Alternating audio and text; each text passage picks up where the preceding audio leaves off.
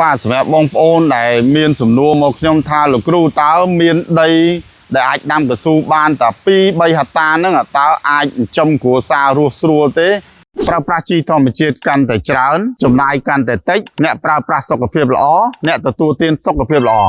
សំណួរនេះត្រូវបានសួរខ្ញុំច្រើនអញ្ចឹង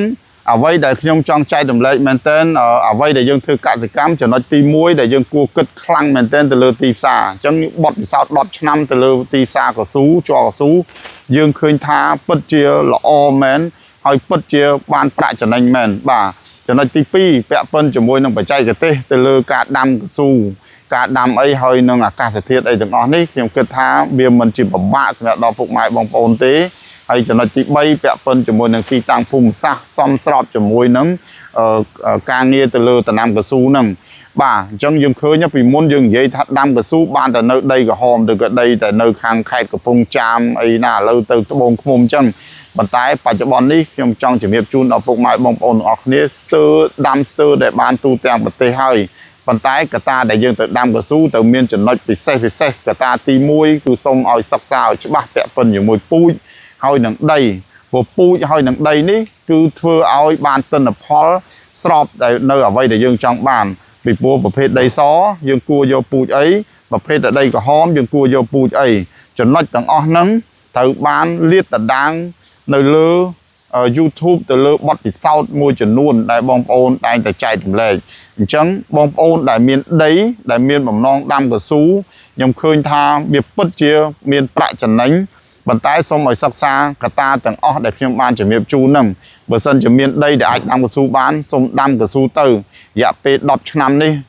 សម្រាប់ទីផ្សារកៅស៊ូដែលយើងនិយាយថាយើងធ្វើកសិកម្មពឹងទៅលើទីផ្សារឥឡូវទីផ្សារកៅស៊ូដែលអត់មានបញ្ហាទេអញ្ចឹងសូមឲ្យបងប្អូនដែលមានដីដែលអាចដាំកៅស៊ូបានសូមសិក្សាឲ្យដាំទៅត្រឹមតែ1ហាត់2ហាត់10ហាត់បងប្អូននឹងរស់ស្រួលហើយអាហ្នឹងចំណុចទី1ដែលយើងគិតថាយើងធ្វើកសិកម្មដើម្បីទីផ្សារឥឡូវទីផ្សារមានហើយហេតុអីបងប្អូនអត់ដាំហើយបងប្អូននៅតែលូអត់ទាន់ថាមិនចេះមួយចុះពីរអីទៀតទៅអញ្ចឹងកន្លែងដែលផ្លាស់ប្ដូរបានគឺផ្លាស់ប្ដូរចំណុចទី2ពាក់ព័ន្ធនឹងបច្ចេកទេសពីមុនខ្ញុំគិតថាបងប្អូនប្រហែលជាពិបាកមិននឹងទៅរកនៅណានៅណីឥឡូវនេះគាត់ទៅចុចទៅលើ YouTube ឬក៏ Facebook អីមួយចំនួនឬក៏អាចតាក់ទងមកខ្ញុំបាទផ្ទាល់ដើម្បីណែនាំដើម្បីពិភាក្សាគ្នានៅវិធីនិងបច្ចេកទេសនៃការដាំបាទនេះគឺជាចំណុចដែលបងប្អូនដែលមានបំណងចង់កែប្រែនៅដំណាំបងដែលបងប្អូនជួបបញ្ហាមិនចេះចប់មិនចេះហើយសេចថាធ្វើកសិកម្មកាន់តែយូរកាន់តែបញ្ហាកាន់តែមិនក្រទៅអញ្ចឹងម៉ោងនេះខ្ញុំគិតថាបើបងប្អូនដែលមានដីដាំកៅស៊ូសូមចាប់អារម្មណ៍ហើយសិក្សាទៅអាចដាំបានជ្រើសរើសពូជឲ្យបានត្រឹមត្រូវជ្រើសរើសដីឲ្យបានត្រឹមត្រូវទីផ្សារបងប្អូនមិនបាច់បារម្ភទេរយៈពេល10ឆ្នាំជាងដែលខ្ញុំប្រឡូកលើវិស័យកសិកម្មឃើញថាកៅស៊ូវាពិតជាមានប្រាក់ចំណេញពិតប្រាកដ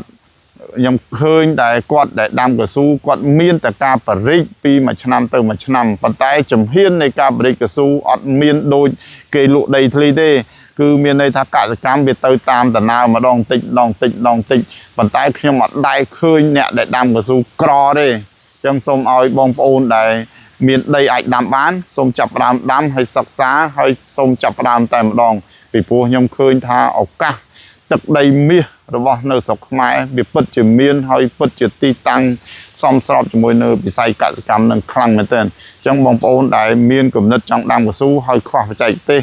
ហើយខ្វះកន្លែងទៅលើការថែទាំជ្រើសរើសពូជរឿងមើលដីអីមួយចំនួនអាចតាក់ទងមកខាងហ៊ុយយន្តនឹងស្វាគមន៍ក្នុងការសិក្សា